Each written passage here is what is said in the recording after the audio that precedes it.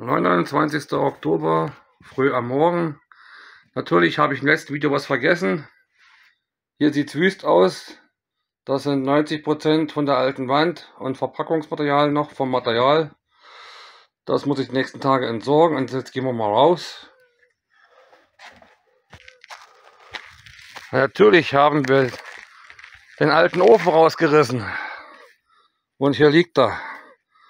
War ein Tag Arbeit. Das sah aus im Haus wie nach einem Bombenangriff, obwohl wir vorsichtig gearbeitet haben. Die Hälfte liegt hier. Lasse ich jetzt auch liegen. Keine Zeit, das wegzuräumen. Das ist im Frühjahr die Arbeit. Und das Holz von der Wand, die langen Stücken heben wir auf. Sanierung Banyan nächstes Jahr. So wie die Dachplatten, die alten auch noch, die noch gut sind. Und die kleinen Stückchen, diese kurzen, mache ich für den Fußboden in den nächsten 2 Räumen. Und das ganze Kleinzeug kriegt unser Kessel dann zu futtern. Das hatte ich noch vergessen zu erwähnen im Video. Also das war eine ganz schöne Aktion und ich konnte kein Video machen, weil wir nur gearbeitet haben. Und da hat auch mein Sohn geholfen und die Frau mit. Die ist dann anschließend mit Staubsauger und anderen Putzmitteln durchs ganze Haus gefegt und hat dann erstmal sauber gemacht, wenigstens die Grundreinigung. Den Rest haben wir dann gemacht mit meinem Sohn. So, und jetzt geht's weiter. Vielleicht werden wir morgen schon den Kessel stellen. Und heute kommt die Wand rein. Bis später. So, und hier haben wir noch Stopfmaterial. Und hier ebenfalls, weil jetzt muss ich erstmal hier in der Wand die ganzen Ritzen ausstopfen. Ich habe bemerkt, dass es hier kalt reinzieht von draußen. Das war unangenehm. Also erste Aufgabe jetzt Wand ausstopfen und Mr. Tesla füttern. Der hat Hunger, der wartet schon wieder. Ja, Mr. Thor auch. So, noch ein kurzes Video für unsere Technikfreunde. Wenn ihr ein Holzhaus habt und ein altes Haus wie ich euch kaufen wollt in Russland, kann ja passieren, dann kommt auf keinen Fall auf die Idee, diese Ritzen mit Bauschaum auszufüllen. Das geht vielleicht ein Jahr gut, vielleicht ein zweites Jahr. Aber das Haus wird anfangen, Fäulnis zu bekommen, Schimmel hinter der Wand, weil das Holz nicht mehr atmen kann. Das ist eine Sisyphus-Arbeit, das zu machen, ja. In meinem Fall sieht es auch nicht so schön aus, aber bei mir kommt es auf Schönheit nicht drauf an, weil man die Holzwand nicht mehr sieht. Wichtig ist, dass es luftdicht ist, weil ich habe gemerkt, der Wind zieht hier rein durch die Ritzen. Und das Holzhaus wird sich immer auch ein bisschen bewegen. Holz atmet, Holz lebt. Deswegen auf keinen Fall die Idee haben, Bauschaum. Dafür gibt es dieses Zeug hier in Russland in 5 Kilo Paket. Ist ziemlich weitreichend. Ich fange erst im 3. Raum damit an. Also für ein kleines normales Häusel reicht es aus. Und für außen muss ich nochmal einen 5 Kilo Sack besorgen, weil wir müssen außen auch nochmal nachstopfen alles. Und jetzt momentan kontrolliere ich meine Arbeit mit meiner guten altbekannten Thermokamera. Ich hoffe, man kann es sehen. So, ein Stück zurück. So, hier, wo ich jetzt schon was gemacht habe, hier sieht es ganz gut aus. Zumindest ich kann es gut erkennen.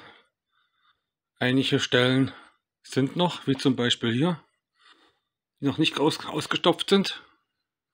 Das ist der Bereich, den muss ich noch machen, der ist kalt. Da pfeift kalte Luft durch. Und die ich schon gemacht habe, sind dicht. Hier haben wir noch einen Ritz. Der ist zu. Und noch ein Tipp. Besorgt euch eine gute Thermokamera, bringt die mit. Das, was es hier gibt, sind chinesische Analoga. Da steht zwar der gute Name in Rot drauf mit B, aber die funktionieren nicht so gut. Deswegen, wer den Plan hat, das ist eine gute Investition mitzunehmen.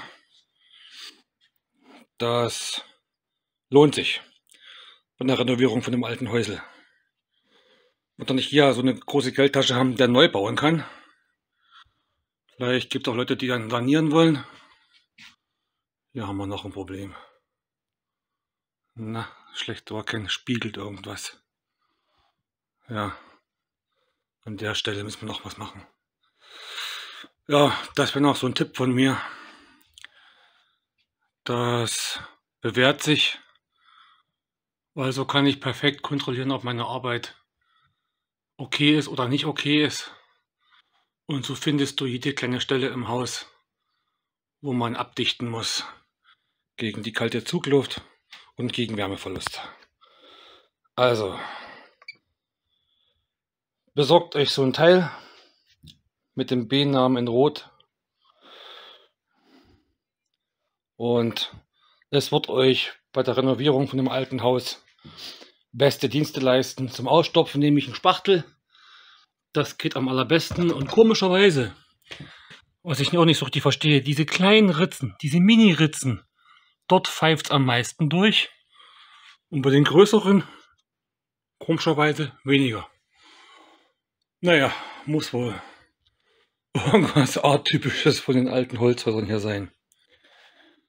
Gut, das war nochmal von mir so eine kurze Zusammenfassung über alte Holzhäuser und was man tun muss, was man tun sollte und nicht tun sollte. Beachtet das bitte, weil sonst habt ihr später wahnsinnige Probleme. So, und ich habe wieder Arbeitshilfe. Tesla kann einfach nicht ohne. Er muss immer bei mir auf der Schulter sitzen, egal was ich mache, ob ich knie, ob ich sitze, ob ich stehe. Er muss immer dabei sein. Ah, Räuber. Ja, Schnurr, Schnurr, Schnurr. Neugierig ohne Ende, der Kleine. Und gestern hat er Kontrolle gemacht. Statikbalken. Musste hochkriechen. Na, nochmal hochkriechen? Kontrolle machen? Ah, neugierig. Ohne Ende. Ja, was noch ist, was ich festgestellt habe, das Holz hat ja manchmal Querrisse. Sozusagen in diesem Bereich hier. Die müssen auch ausgestopft werden. 100%ig. Weil auch da pfeift die Kälte rein. Wie das sein kann, erklärt sich mir nicht so richtig, weil der Riss nur etwa bis zur Hälfte geht. Nicht bis draußen durch, aber trotzdem irgendwie zieht hier kalte Luft rein. Deswegen auch die müssen akribisch ausgestopft werden. Also eigentlich alles, was irgendwo Risse hat. Sonst funktioniert es nicht, sonst habt ihr Probleme. Ups. So, das war noch so eine kurze Ergänzung mit Tesla.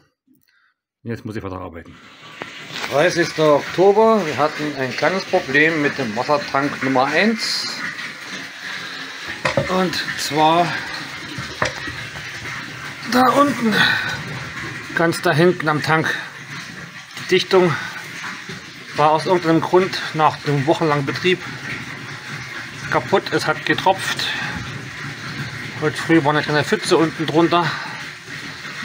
Deswegen haben wir den Tank heute ausgebaut. Erst das Wasser umgepumpt in den Tank 2 und ausgebaut in die Küche, neu abgedichtet, neue Dichtung und diesmal mit Spezialdichtungsmittel noch nachgeholfen und festgezogen. Und es hält dicht. Und jetzt können wir auch den Rest rein befüllen von draußen. Wir haben schon 50% drin.